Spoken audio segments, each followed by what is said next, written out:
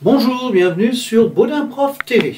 Alors, dans cette vidéo, nous allons voir comment enregistrer une facture d'achat complexe. Alors, en quoi va-t-elle être complexe? Tout simplement parce qu'on va y trouver des remises ou une remise, on va y trouver de l'escompte et on va y trouver des frais de transport. Donc là, on centralise, on va avoir trois éléments dans la même facture. Alors, premier rappel, on enregistre dans des comptes. Les comptes ont un débit, un crédit. Au débit, on va y enregistrer tout ce qui entre dans l'entreprise, donc les flux entrants, et au crédit, tout ce qui sort de l'entreprise, les flux sortants. En haut à droite s'affiche une vidéo qui vous remet en tête un petit peu le principe de la partie double. Parce qu'à un moment donné, il faudra débit égale crédit. Alors, prenons cette facture. Situons-nous. On travaille chez Yon Équitable, on est ici. Sur une facture, en haut, on trouve toujours le fournisseur. Donc en dessous, on est le client. Yon Équitable est le client. Et quel est l'acte d'achat que réalise un client? Un client, ça achète. Alors, vous voyez ici notre facture, on a de la marchandise, on a une remise, on a un escompte, on a des frais de transport, on a 2 TVA, donc quelque chose d'assez complexe, comme je le disais. Alors entrons dans le détail.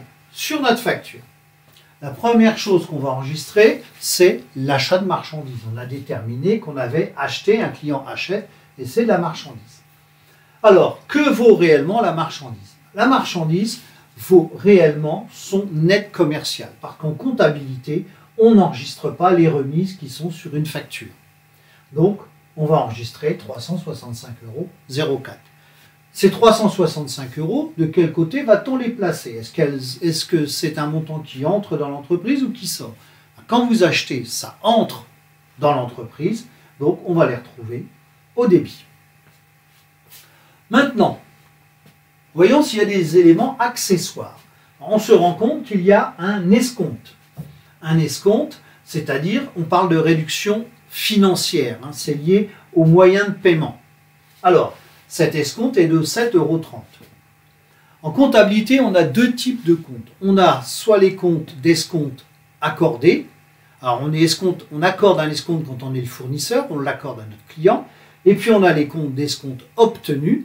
On obtient un escompte quand on est le client. Ici, pour le savoir, on voit que au lieu de 365 €, on va payer moins. Donc, on a obtenu un escompte, donc on va utiliser le compte 765, escompte obtenu, qui est un compte de la classe 7, un compte de produit. Les comptes de la classe 6 fonctionnent au débit, les comptes de la classe 7 fonctionnent au crédit, donc les 7,30 €, je les mets au crédit. Continuons, on a des frais de transport en deuxième élément accessoire. Et là aussi, les frais de transport, on a le choix entre deux types de frais de transport. On a le transport en charge, transport sur achat, et on a le transport en produit, transport accordé, port facturé au client. Donc nous ici on va se poser la question, est-ce que c'est une charge pour nous? Regardez, 357, 50 €, et là j'ai 400, donc j'ai bien additionné, donc pour moi j'ai payé les frais de transport. Donc pour nous, c'est ce qu'on appelle du transport sur achat. En plus c'est logique. Dans la diapo d'avant, on avait trouvé achat de marchandises, donc là on est bien sur transport sur achat. De quel côté on va placer ça?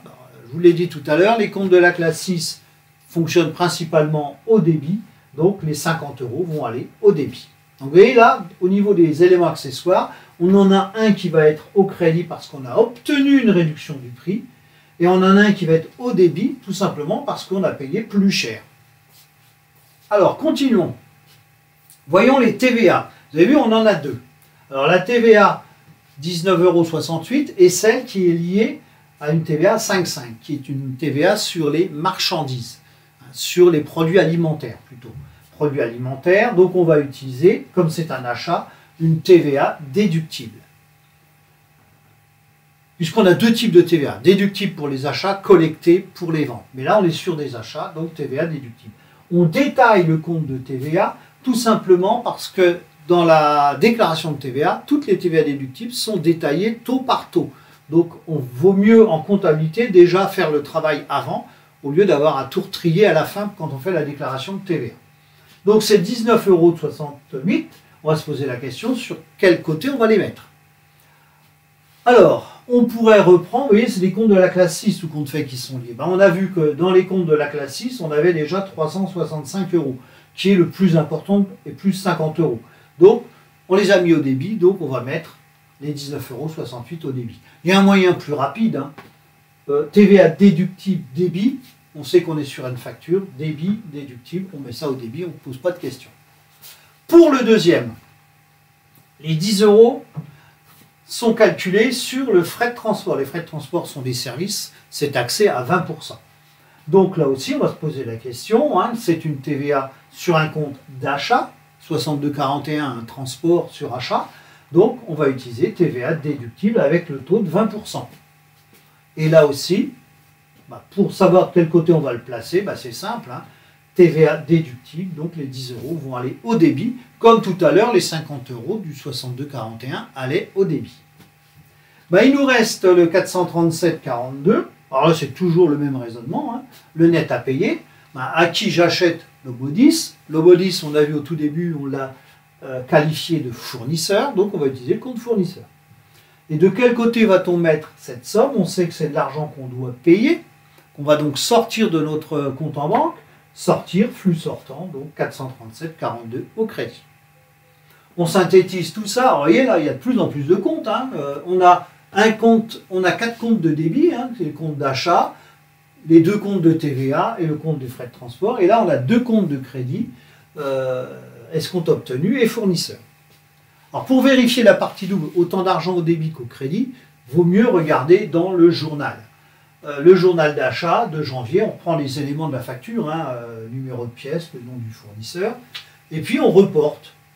Alors c'est reporté automatiquement, hein, quand on passe écriture, on passe généralement non pas dans les comptes en T, mais directement dans le journal. Donc on y retrouve nos 4 comptes de débit, nos 2 comptes de crédit, et puis pour vérifier la partie double, on totalise les colonnes débit, colonnes crédit. Et là on s'aperçoit qu'on a une égalité, donc la partie double est respectée. Voilà, j'en ai terminé avec cette vidéo. Donc si vous avez aimé, n'hésitez pas à liker ma chaîne, à la partager et bien sûr à vous y abonner. Merci, au revoir.